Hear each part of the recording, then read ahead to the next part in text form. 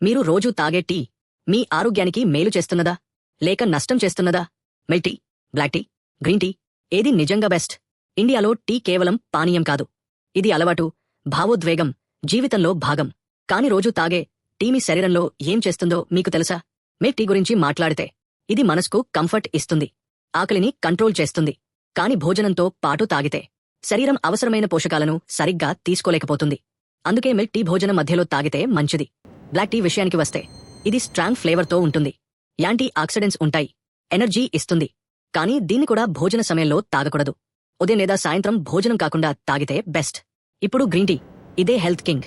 తక్కువ కాఫీన్, ఎక్కువ anti oxidants, metabolism support చేస్తుంది, లైట్ గా ఉంటుంది. ఇది భోజనంతో పాటు కూడా తాగొచ్చు. రోజుకు 2 నుంచి 3 కప్పులు చాలును. సింపుల్ గా చెప్పాలంటే డైలీ హెల్త్ కోసం green tea best, taste energy కోసం బ్లాక్ టీ, కంఫర్ట్ కోసం మిల్క్ టీ. కానీ భోజన మధ్యలో మాత్రమే.